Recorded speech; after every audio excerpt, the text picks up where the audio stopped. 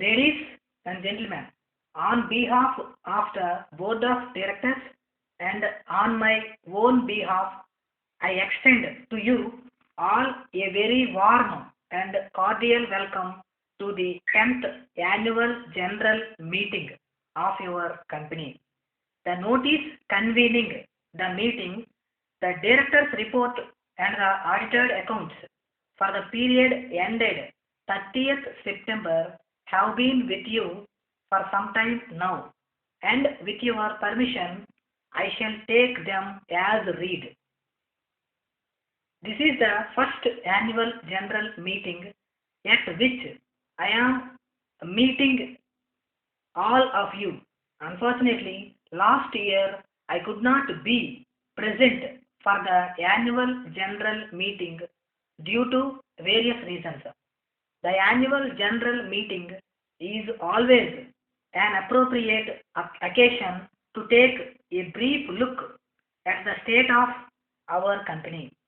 It assumes additional significance considering that we are now at the threshold of 8th 5-year plan. It is obvious that something electric is happening within your company. Very often, what goes behind the scene, the thinking, the vision, mutual learning, team commitment, search and research on technologies, and finally, willpower to succeed do not find a place inside a balance sheet. The profit and sales have improved considerably comparing to last year. Your directors are therefore pleased to recommend a final dividend of 30% representing an increase of 10% over the previous financial year. It is only 2 years since a change in management was affected in your company. And as we start a new decade, it is appropriate time to take stock of our performance. Being primarily an agrarian country, taking its first step towards industrialization through management and skills. The performance of our economy over the last 4 decades can give some cause for satisfaction. The India of our dreams cannot be created by reducing the planned efforts required from her citizens. It is only by demanding more from ourselves that our vision will be actualized. In this perspective, I would like to discuss the issues of productivity and growth, their meanings and relationship in an enterprise, and the systems, skills, and culture required to achieve them. The progressive improvement of results from the available resources by the application of new techniques and new methods of request of an enlightened management. Productivity, therefore, is an attitude of mind. Growth of an organization can be measured by improvement in production, sales, profits, assets, quality of human resources. Very often, a complex set of indices not only reveal the growth in real terms, but also give it a relative position.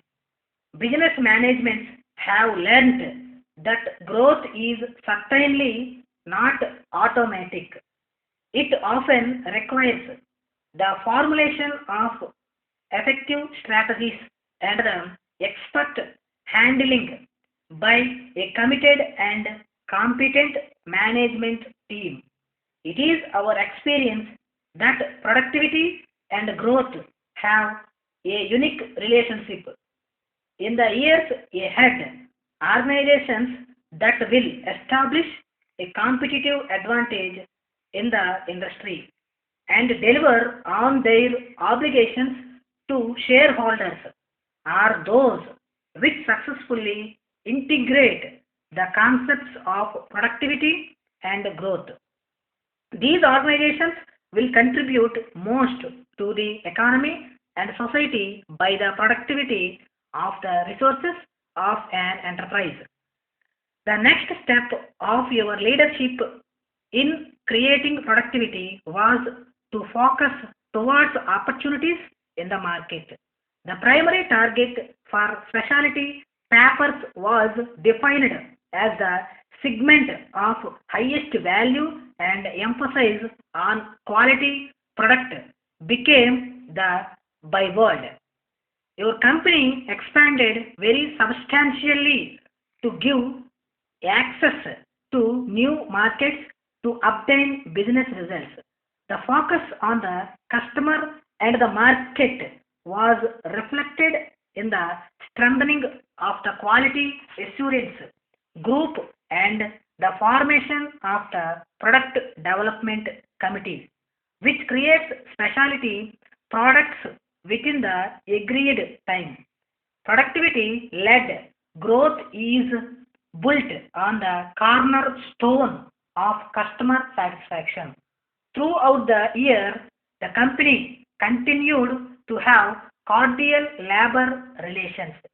The workmen, staff, and management are jointly dedicated to the common goal of discipline and quality set by your company.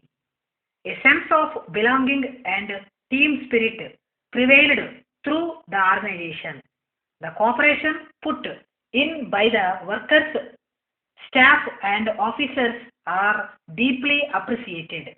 In conclusion, I am happy to state that in spite of some difficulties, today our company is strong, healthy, and growing and is entitled to look forward to a bright future. Thank you. Dear sir, we are surprised to learn from your telegram and the subsequent letter that you refuse to accept the two cases invoiced to you on the 10th of August, alleging that the goods are unfit for consumption. We regret that we cannot accept your complaint, but on the contrary, we insist upon the strict fulfillment of our contract and ask you to settle the amount of the invoice for the following reasons. We have selected the goods in accordance with your order in best perfectly dried goods, and for the sake of precaution, we asked several impartial witnesses to be present at the packing. These can certify that the goods were faultless. If your complaint is based upon facts, it is evident that the damage occurred during transport.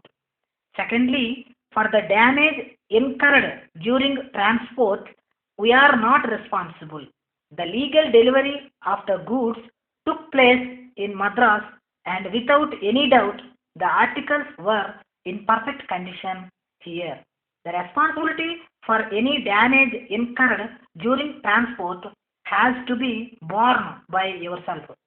We have never taken this risk during the hot weather which prevailed at the time of shipment and actually have not done so. We therefore decline any liability as we delivered the goods, cost insurance, freight Madras. It was in your interest to have the goods inspected at Madras where they passed into your possession.